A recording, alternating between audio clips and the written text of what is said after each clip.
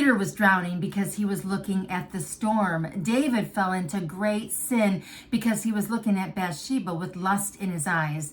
The Israelites were riddled with fear and unbelief because they were looking at the giants in the land. Jonah was filled with doubt because he was looking at the overwhelming task. Solomon fell into an empty life because he was looking at money and wealth.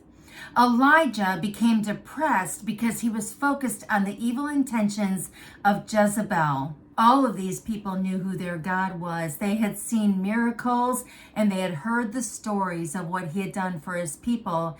Yet each of these had the same problem, a vision problem. Simply, they were looking in the wrong direction. They were looking horizontally when they should have been looking vertically. They were focused on the problem, not on the one that is bigger than the problem. Their healer, deliverer, strength, sustainer, provider, and mighty one. Hey, if you want to be encouraged with more Bible truths and nuggets, then simply click the bell and subscribe to this channel. It is always our goal to bring truth to God's people, and you can help us do that by simply liking this video, commenting, even if it's just a word or two, and sharing it. This is a great way for you to partner with us in bringing the message of the gospel to more people. I believe that we can also have the same vision problem as those aforementioned biblical patriarchs. And because of that, we find ourselves anxious, worried, doubting, stressed out, frustrated, depressed, overwhelmed, and discouraged. This is why we often fall under the weight of our problems and we fail in our attempt to be lights for the kingdom of God. But the writer of Hebrews shows us how we can overcome this vision problem. So let me read the verses from Hebrews 12, 1 through 3, and then we're going to unpack them for just the next several minutes. Since we are surrounded by such a huge crowd of witnesses to the life of faith, let us strip off every weight that slows us down, especially the sin that so easily trips us up. And let us run with endurance the race that God has set before us. We do this by keeping our eyes on Jesus, the champion who initiates and perfects our faith. Because of the joy awaiting him, he endured the cross, disregarding the shame. Now he is seated in the place of honor beside God's throne. Think of all the hostility he endured from sinful people, then you won't become weary and give up. These verses are packed with incredible truth nuggets. So let's, for the next couple minutes, just unpack them and learn what we can about how to fix our vision problems. The first way we can do that is by remembering those who have gone on before us.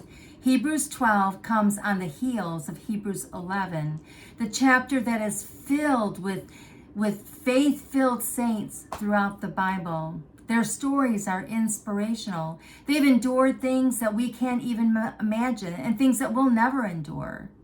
And so I think it's really important for us to take time to read their stories, ponder them, and just reflect on all that they did and the road that they paved for each of us. The second way that we can fix our vision problem is by stripping off every weight that's hindering us. You know, the more weight we're carrying, the harder it is to run, walk upstairs, maneuver, carry on normal activities during the day. You know, I feel this every single time I carry bags of heavy groceries up the steps at our beach condo. I'm panting pretty well at the top by the time I get there. But this verse talks specifically about the sins that we may be hiding in our hearts. We need to be intentional about stripping off or relinquishing those sins because they will only hinder us. And we know that nothing good comes from living and acting in sin. Third, we can fix our vision problem by keeping our focus on Jesus. Again, Hebrews 12 tells us how to do this. 1, by focusing on what he's done for us on the cross.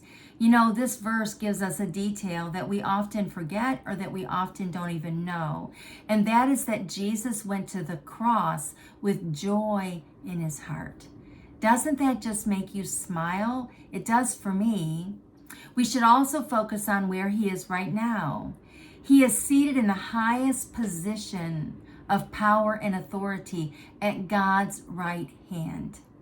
And 2, we should focus on what he endured to get to the cross, how he suffered in the hands of evil men.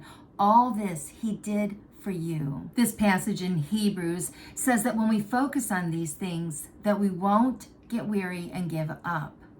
So let's fix our vision problem by following these steps in Hebrews 12. Our joy, peace, and kingdom witness all depend on it.